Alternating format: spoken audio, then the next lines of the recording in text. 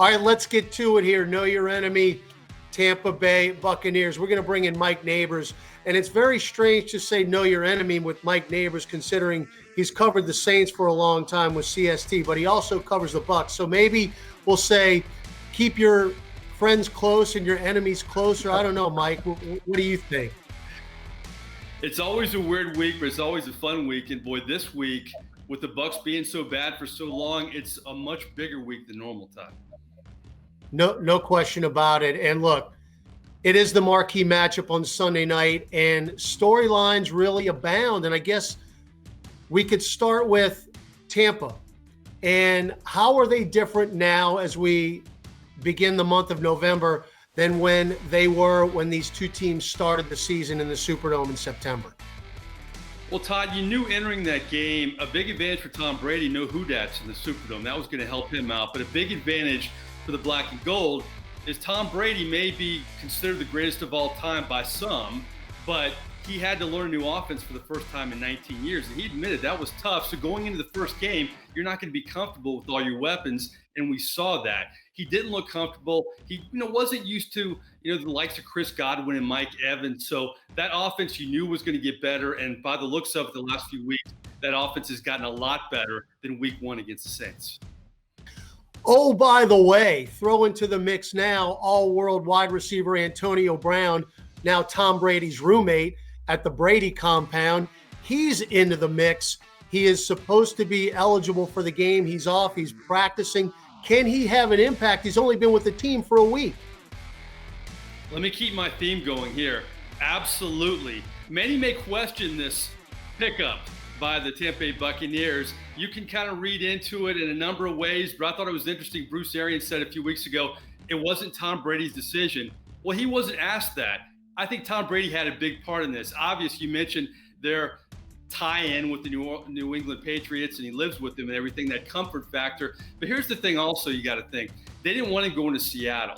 They know their place in the NFC right now. They wanted to keep him away from other teams, but they also need depth at wide receiver. I mean, Mike Evans has been banged up all year. Chris Godwin, a vital cog in this offense, he's been banged up too. To give you perspective about the receiving depth chart in Tampa, Jaden Mickens led them in targets in their last game Monday night against the New York Giants. That shows how depleted they are at wide receiver, much like the New Orleans Saints. So you can question Antonio Brown's character, but he has that close tie-in with Tom Brady. Bruce Arians said for months he wouldn't sign him.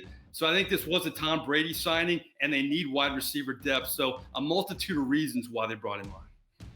That's going to be interesting to see how many plays he's actually in there. Finally for you, Mike, usually this last question as we do this segment each and every week is what player, either offense or defense, will Saints fans have to watch on the opposition? Well, I'm going to answer the question for you. It's Antoine Winfield Jr., the fantastic rookie safety for the Buccaneers. He was everywhere on Monday night against the Giants, including that controversial two-point conversion to end the game where he knocked the ball down. Did the people in Tampa expect this kid to be this good this quickly?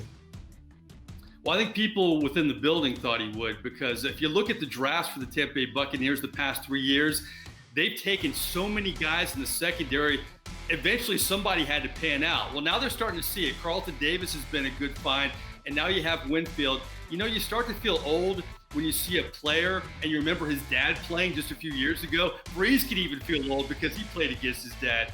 So you look at the lineage with the genes, and you feel like players like that kind of get it, like the Cam Jordans. They've been around locker rooms. They're not intimidated by much, and you see that with Winfield. So he solidifies a secondary that's really an up-and-comer in that Bucs defense. The D-line is full of veterans.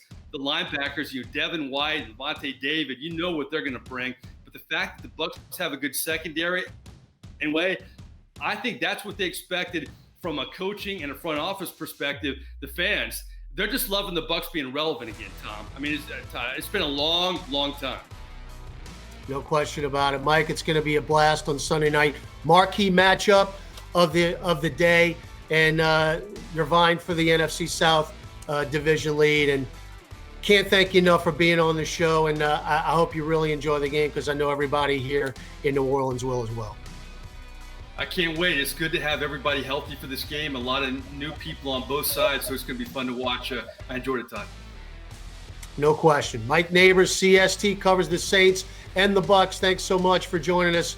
It has been Know Your Enemy, Week 8, Tampa Bay Buccaneers. Let's go get them.